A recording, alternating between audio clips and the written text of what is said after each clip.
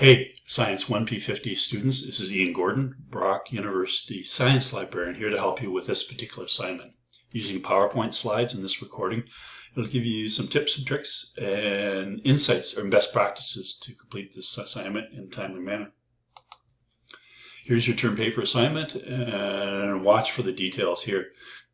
To find one scholarly peer-reviewed paper that relates to your assignment, that's not too long, not too short, and then use that paper to summarize it and complete a number of exercises. This is pretty simple for some people, but for non-science people, this can be tricky. Or for subject areas, it can be tricky as well. Again, you need to meet the requirements of this particular assignment. Dr. Stars, your TA, and I can help you be successful with this as well.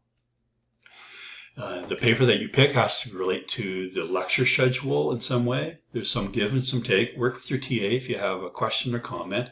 But this is probably the hardest part of the exercise, is how do you pick a topic in science if you're even a non-science major that relates to this particular assignment.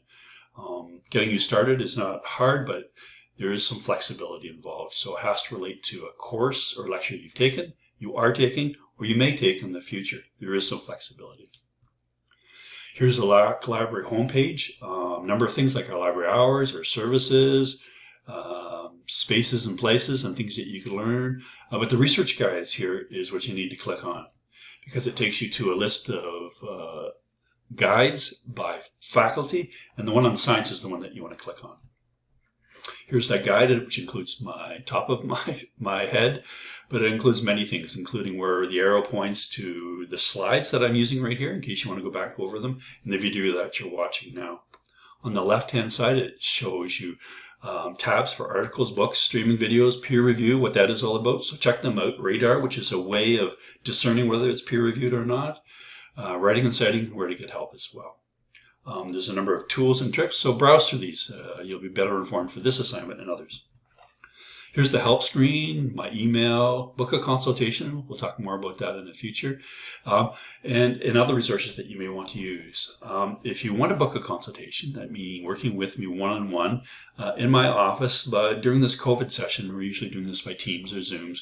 When you click on the book a consultation tab, it opens a calendar, it makes me available, certain times you, so you click on it, tell me why you'd like to meet, and then we kind of work on that to find a day and a time that works best for both of us. Under the peer review section and further down, my crib notes on what's peer reviewed and what's not, and how best that you can be successful in this assignment as well. It's an easy concept to understand, but sometimes it's tricky to apply. The Writing and Citing tab has a number of tools like reference generators and other tools like Citera, which are really important. You may want to learn more about that as well. Maybe not for this assignment, and provides a link for Citera Bib. I'll show you how that works in a minute. Further down this page, there's guides and resources for help with writing presentations and lab reports. If you've never written lab reports or you're having difficulty, these are best practices and guides, 1 or 2 pages that could help you as well. Further down the page, there's print and ebooks that can help you with doing reports, presentations, and posters, other related things, maybe not tied to this assignment, but they're important as well. And further down the page, I really like this one, resources that can help you when writing a summary of a research article. It's not paraphrasing and it's not copying, so it is tricky. If you've never done it before, there's an art to it. So these are some resources that I found that are helpful. And you can either you find it difficult to do, or you've done it before, and quick tips and tricks that can help you in the future.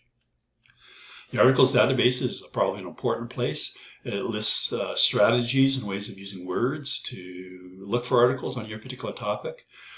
You're looking for an article that's within a date time range, related to the course, not too long, not too short, and there's tips and tricks that can help you with this. There's a number of databases that are listed here and guides to help you to learn how to do that as well. But further down the page, this is a list of databases, and we have over 300 in our library that would be best used to give you a better chance of finding an article that's relatable, usable, and can be downloaded as well. There's a number of databases here. You maybe use Google Scholar or Microsoft Academic or other open tools. Omni on our front page helps you as well. I suggest you use Web of Science Core Collection. When you click on that database, it says it's core databases for technology, engineering, medicine, including environmental and biological sciences. You'll find an article that's related to what you're looking for and the full text, and it's a better chance at being there in full text and a peer-reviewed article as well. Here's the Web of Science interface, and like most search engines, it asks you what you're looking for. And so the results you get are only related to the way you, and the terms you've put in. I used the first series of lectures. I was looking for things on electronic waste that have any interest in dealing with the words sustainable, environmental, hazardous, contaminations, or recyclable. So here's my strategy here. I kind of did some searching, and you'll do this as well. Push, pull, test, try. So I found articles with keywords and titles that have electronic or any root. That shift 8 asterisk at the end of electronic and waste helps you find articles with those roots, like wastes or wasted. And I will put the two words together. So I find an article with those two words in the article. I found too many and I had to limit them. So I found any article that dealt with sustainable, or it's like adolescent, teenager, or high school student. Different words for the same concept, like recycling and contaminations. So I found not only articles with those words in the title, but I found other articles with keywords or abstracts or full text articles, words as well. So I found 88 results.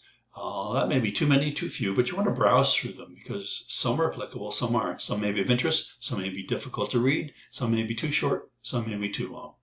This database is excellent such that it brings you mostly peer-reviewed journal articles, but you need to be the filter. But on the left-hand side, I clicked and limited to 2021. That's important. I got to check that. And I clicked on articles, so it takes out reviews, editorials, other non-appropriate articles as well. So 88 is too many, too few. It's about right. I browse through them by title. You can sort them by new to old, relevant to not relevant. You can't search or sort by page length because some of the articles never hit the page. They're all electronic.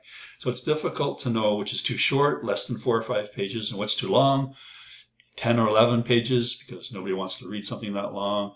That's always tricky, so you have to browse for that as well. Remember the filters that you can use as well. And your words are powerful. So I went down and I found this article. It was like the 5th on the list. And what you'll do is you'll find 80 articles. You'll put 10 to one side and you'll choose 3 and you go, this one or this one. I got to pick one or the other as well. I can help you with that. Your TA can help you with choosing the right article as well. This article has a DOI, which is a digital object identifier, so it identifies it by number. It has a date, 2021. It's an article. It has an abstract. It's looking good. Institutional address. It has 42 references. And so I looked at it, read it. Can I read it? Is it of interest? Does it meet the criteria for the course? That's an important question you must ask. And then I could click on the full text from the publisher or get it from the Brock Library. And here it is. It's not too short. It's not too long. It has all the elements of looking for a peer-reviewed scholarly article. It has dates there. It has an abstract. It has a number of tools as well. Results, conclusions, an acknowledgement, an abstract, and references at the end of the article. Again, a scientific peer-reviewed scholarly article has all these elements.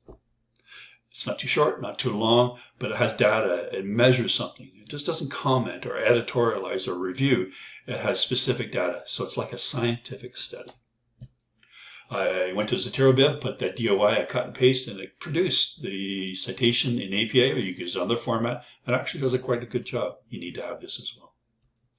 So here's the article, the citation, the front page. I've downloaded it. On the left-hand side is really important. Not all articles have this, but it's a good indication. It says it was received in February, it was accepted in April, and published later that month. So that gives you an idea. It went through that peer-reviewed process, 3 steps that help you peers credit that this was important, it is publishable, and they did publish it as well. So just to summarize some quick tips that we could use. Library Research Guide, the science one is important to you. Sign up for Library Research 101 Experience BU workshops. They're coming soon. They're really good workshops that help you be a better researcher. Browse the topics and the guides, the lecture notes and Sakai. Just a topic that works for you. There's many topics that you can use, but it has to relate to the course. Start with the Web of Science core collection database. You can use any database, but I suggest that and kind of demonstrated that. Develop a list of keywords and phrases that relate to the article that you're looking for. Search, sort, try again, mark records, and browse. You'll probably find 80 articles. Again, as I said, 10 look interesting, 5 are appropriate, and 3 you can choose from. You have to pick one. Read the citations and download the articles. Consult the Brock Library digital learning objects lessons. They're quite good and help you to discern those sorts of skills. There's the URL for it. Check out the writing and citing guides for how to be a better writer and how to be a better student and an evaluator as well. Ask for assistance, talk to your TA. Dr. Stars is great. You can use the chat email or book a consultation, meaning you and I would work one-on-one. Be sure to meet the due dates. That's really important. You need to do this, and it takes a while. It may take 2 or 3 sessions to find an article just because you're browsing and you're hemming and hawing, but there is an article that's for you that meets the date, the subject, and the scholarly peer-reviewed content as well. We can help, so hopefully this works for you. Good luck with this assignment in this great course. You may not need me, but hopefully this helped you get started and get on your way. All the best.